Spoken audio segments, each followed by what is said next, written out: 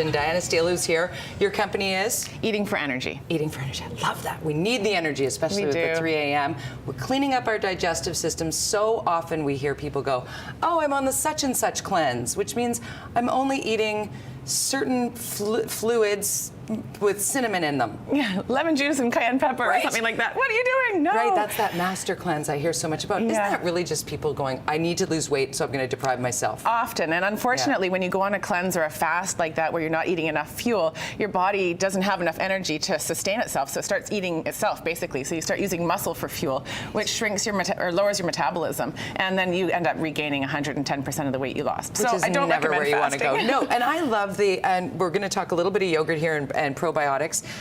The idea of being able to just grab a snack, filling the void before you get ravenous and you go, fine, I'm having a burger.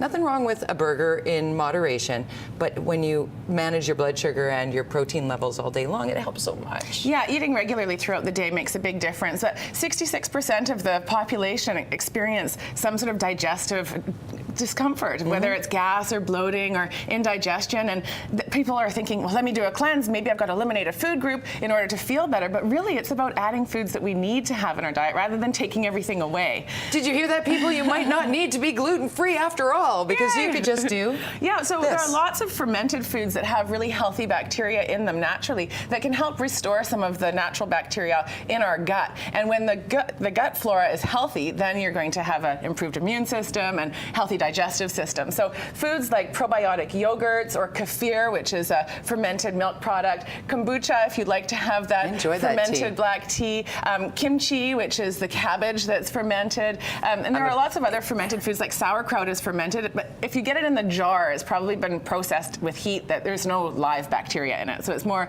if you're making sauerkraut yourself. So those are sort of probiotics, which have the actual live bacteria, but you can also feed your probiotics with prebiotics. So that is the fuel for the bacteria. So things like oats and flax seeds, artichokes if you eat those, even onions and garlic, which some people experience gas from, but they're actually a good fuel for those live bacteria. Gets things moving and grooving in there. You do want that. They digest it, and that helps to improve their overall health.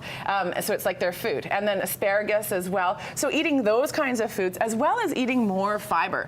So whole grains, fruits and vegetables. Salads. Exactly. The more fiber you get and the more fluid you get, the better your transit time and better digestion. So transit time, what a lovely way of saying it. Only a registered dietitian gets away with that. It's like, oh yes, right, I ate beets.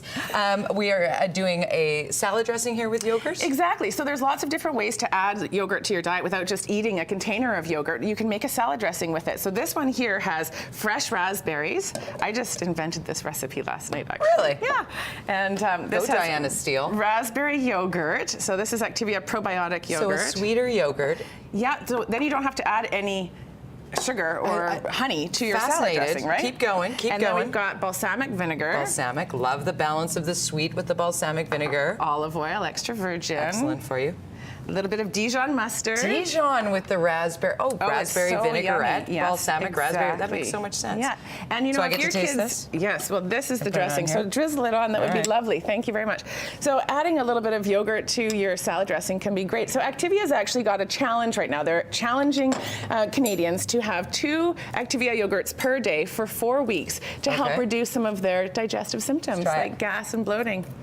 Please tell me you love it. No, tell me the truth, though. Do you like it? The truth is, I love it. I will do that. Perfect. I had never thought of using the flavored yogurts because I like to use the plain yogurt and do like the tzatziki or the garlicky something with it. I love tzatziki and also herbs. Yeah, beautiful. Fresh herbs. Diana Steele, company again? Eating for Energy. Eating for Energy website? eatingforenergy.com. It's as simple as that. Great advice. I love your take Thanks for having me. on the don't go with the trendy fast. Do this instead. Take the Activia challenge and eat food. Thank you, Diana.